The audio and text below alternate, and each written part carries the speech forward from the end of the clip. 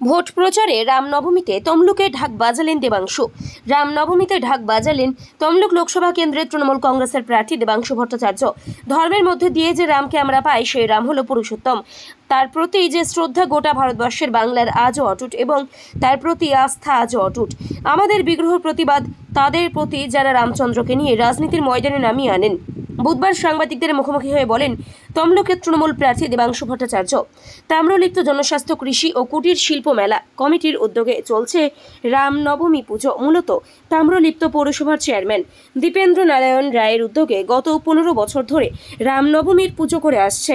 বুধবার রামনবমী পুজো উপলক্ষে হোম যজ্ঞের আয়োজন করা হয়। তমলুক লোকসভা কেন্দ্রের তৃণমূল কংগ্রেসের প্রার্থী দেবাংশু ভট্টাচার্যের দিন রামনবমীর পুজোতে অংশগ্রহণ করেন। পুজোর সামনে ঢাক বাজাতে শুরু করেন দেবাংশু ভট্টাচার্য। খুব ভালো লাগছে।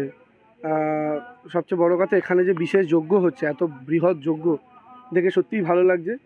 আসলে ধর্মের মধ্যে দিয়ে যে রামকে আমরা পাই, সেই রাম হচ্ছেন পুরুষোত্তম। তার প্রতি যে শ্রদ্ধা গোটা ভারতবর্ষের, গোটা বাংলার আজও অটুট এবং তার প্রতি আস্থাও আজও অটুট। কিন্তু আমাদের প্রতিবাদ বিদ্রোহ তাদের বিরুদ্ধে যারা এই রামচন্দ্রকে রাজনীতির ময়দানে নামিয়ে আনেন। আমরা আমাদের ঈশ্বরকে রাজনীতির ময়দানে দেখতে চাই না, তাকে আমরা এইরকম যজ্ঞে, হোমে, ধূপের গন্ধে, ধুনোর গন্ধে দেখতে চাই। তাই আমাদের কাছে এই রামই শ্রেষ্ঠ, যে রামকে আমরা পুজোর মধ্যে দিয়ে পাই। আর যারা রাজনীতির মঞ্চে রামকে নামিয়ে আনেন, ভগবান রামই তাদের দমন করবেন।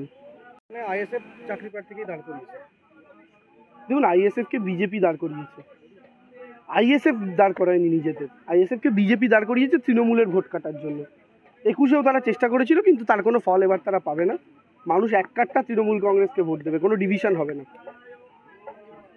আরেকটা কোশ্চেন হচ্ছে, শহীদ মাতঙ্গিনী ব্লকে দেখা গিয়েছে বিজেপির পতাকা ছেড়ে দিয়েছে, তারা অভিযোগ করেছে তৃণমূলের নিজেরাই নিজেদেরটা ছিঁড়েছে।